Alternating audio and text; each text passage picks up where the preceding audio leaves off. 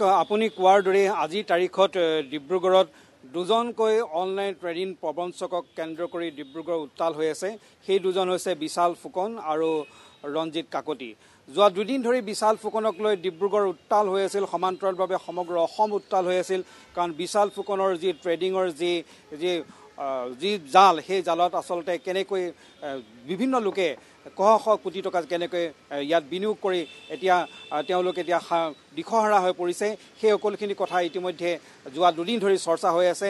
বিশাল ফুকনক গ্ৰেপ্তাৰ কৰা হৈছে আৰু ইতিমধ্যে বিশাল ফুকনক আজি আদালতত হাজিৰ কৰাৰ পিছত আৰক্ষীৰ হাতলৈ 3 দিনৰ বাবে তেওঁক আৰক্ষীৰ ৰিমাণ্ডত দিয়া হৈছে আৰু পুনৰ তেওঁক আজি আদালতৰ পৰা যিহেতু ডিব্ৰুগড় সদৰ থানাত পুনৰ লৈ অহা হ'ল আৰু এই মুহূৰ্তত পুনৰ তেওঁক সদৰ থানাত ৰখা হৈছে আৰু সোধা পোছা অব্যাহত ৰাখিছে। সমান্তৰালভাৱে তেওঁক সহযোগ কৰা চুমি বৰাৰ নামো সমানে চৰ্চা হৈ আছে। চুমি বৰাৰ সন্ধান এতিয়ালৈকে নাই। বিভিন্ন ধৰণৰ তথ্য ইতিমধ্যে আপুনি কৈছে।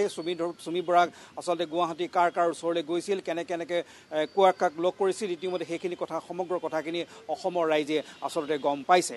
এতিয়া কথা হ'ল বিশাল ফুকন আৰু চুমি বৰাৰ এই যিটো আচলতে প্ৰবঞ্চনাৰ যিখন জাল, সেই জালত আচলতে কিমান কোনে ক'ত কেনেকৈ আচলতে পৰিছে, কোন ক'ত কেনেকৈ আবদ্ধ হৈ আছে, এইখিনি কথা লাহে লাহে ইটো সিটোকৈ ওলাই গৈ থাকিব। সমান্তৰালভাৱে আৰু এটা কথা কওঁ, চুমি বৰাৰ ককায়েকৰ যি ঔষধৰ যিটো নতুনকৈ প্ৰতিষ্ঠা কৰা ঔষধৰ যিটো কোম্পানী, সেই কোম্পানীটোক লৈ এটা প্ৰশ্ন উত্থাপন হৈছে। পাৰ্চেলিয়া নামৰ যিটো ঔষধৰ কোম্পানী, সেই সূত্ৰে চুমি বৰাৰ ককায়েককো আৰক্ষীয়ে তলব কৰা বুলি আমি জানিব পাৰিছোঁ। দেৱজিৎ চুতীয়া, ইতিমধ্যে আমি আপোনাৰ জৰিয়তে চুমি বৰাৰ সন্দৰ্ভত কিছু তথ্য লাভ কৰিছোঁ। শেহতীয়াভাৱে নতুন এটা নাম চৰ্চালৈ আহিছে, সেয়া হৈছে ট্ৰেডিং এফেক্সৰ ৰঞ্জিত কাকতি, যিগৰাকী ব্যক্তিয়ে বিগত সময়ছোৱাত দেখিবলৈ পোৱা গৈছিল যে মুখ্যমন্ত্ৰীৰ যি আৰ্থিক সাহায্য পুঁজি, সেই সাহায্য পুঁজিলৈ অনুদান আগবঢ়াই নিজকে এগৰাকী সমাজকৰ্মী হিচাপে প্ৰতিষ্ঠা কৰাৰ যত্ন কৰিছিল। কিন্তু সেই যে টকা দিছিল, সেই টকাৰ উৎস কি, সেয়া আজিৰ তাৰিখত আচলতে পোহৰলৈ অহা পৰিলক্ষিত হৈছে। সবিশেষ তথ্য তেখেত সন্দৰ্ভত বা ট্ৰেডিং এফেক্স সন্দৰ্ভত কিবা আপডেট আছে নেকি আপোনাৰ হাতত? হয়, চাওক সমীৰত, মই সেই দিশলৈ যাবলৈ বিচাৰিছোঁ। আচলতে ডিব্ৰুগড়ৰ যিটো নতুনকৈ দ্বিতীয় নামটো চৰ্চালৈ আহিল, সেয়া হৈছে ৰঞ্জিত কাকতি।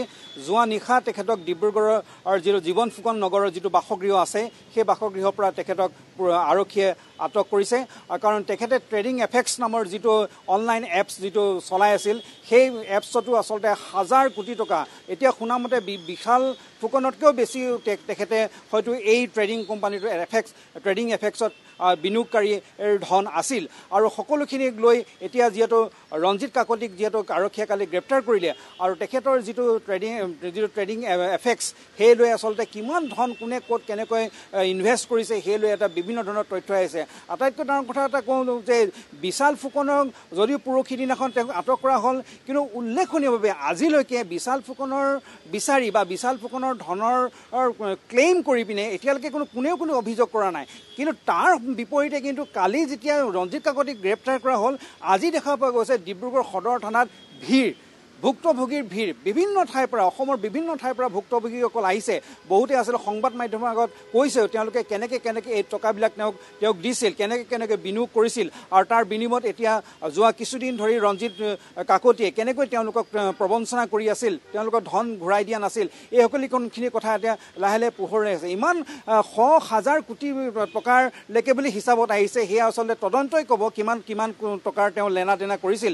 কিন্তু যথেষ্ট সংখ্যক লোক কিন্তু তেওঁৰ আণ্ডাৰত বা তেওঁৰ সেই যিটো চেইন, সেই চেইনত কিন্তু আবদ্ধ হৈ আছে।